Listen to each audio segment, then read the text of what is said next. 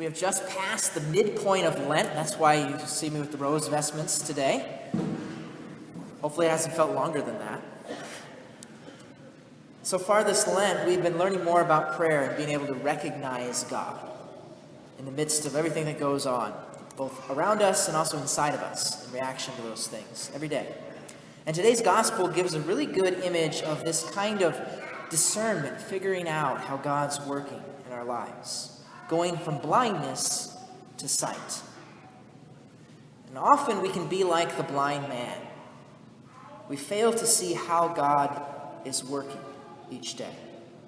And so what Jesus does is he comes and restores the man's sight to teach this exact lesson. So through the course of the gospel, we see how the blind man receives not just sight in his eyes, but sight to be able to see God, to understand who Jesus is. So he starts by saying Jesus is a prophet, and then he gets to the point in which he can say, I want to be his disciple. And finally, at the end, he expresses faith in Jesus as the Son of God. I do believe, Lord. But unfortunately, we see the Pharisees go in the opposite direction. They head deeper and deeper into spiritual darkness, spiritual blindness. They're unable to recognize that these signs are from God. That's where Jesus is from. And so Jesus, at the end of the gospel, concludes, I came into the world for judgment, so that those who do not see might see, and those who do see might become blind.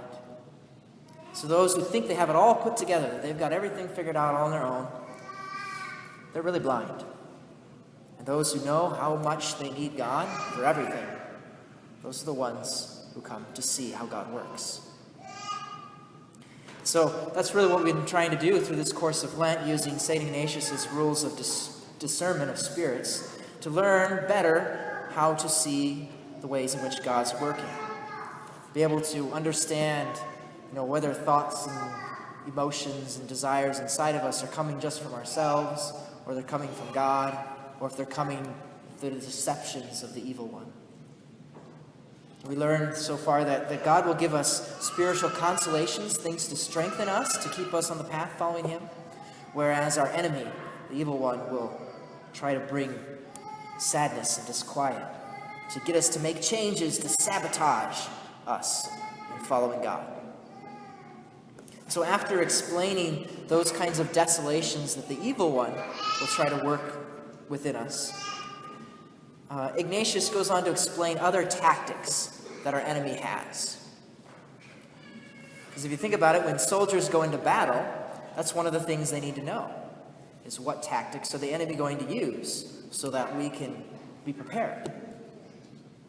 In the same way, every day we go into spiritual battle. We go into spiritual battle, and we need to know the tactics of the enemy, the devil. And so today we look at one of these tactics. And to explain it, Ignatius uses an image of a man who's manipulative and trying to seduce a woman, maybe a daughter of a good father or the wife of a good husband. And so this man comes to this woman for this evil purpose, and he wants his words and his persuasions to be kept secret by her. He doesn't want her to tell anybody that he's doing what he's doing. He does not want her to say anything to her father or to her husband, because if that were to happen, and as soon as it would happen, as soon as his actions become known, then he would no longer be able to have his way. It would come to the light, and his deceptions would be revealed. And so in the same way, Ignatius says, when the enemy of human nature brings his wiles and persuasions to the just soul, he wants and desires that they be received and kept secret. So when we have temptations, the evil one wants to make sure that we keep those secret, because then we're going to be more likely to fall into sin.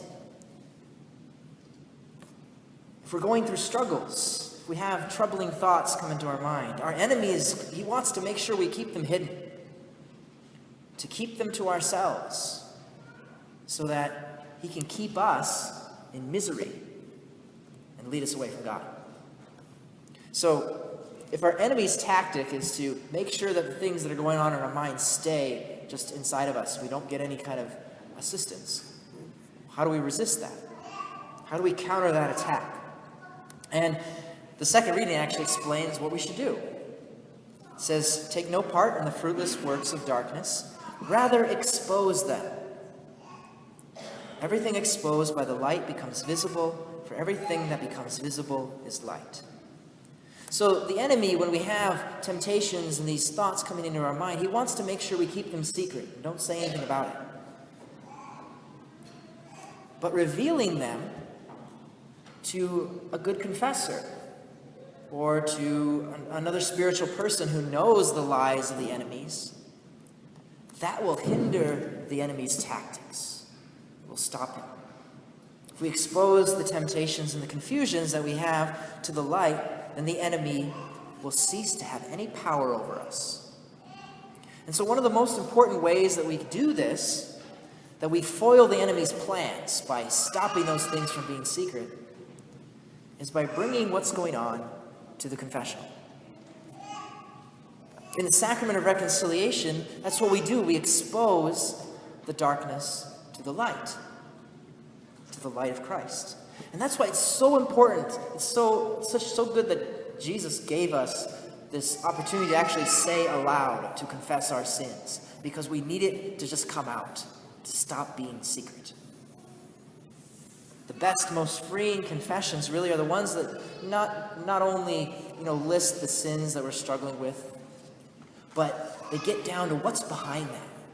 Why are we doing those things? What's really going on in my life that leads us to sin, to act that way? Confession can even be kind of a moment of mini spiritual direction. If you have a question about how do I deal with something, or the priest can give some advice or encouragement to you.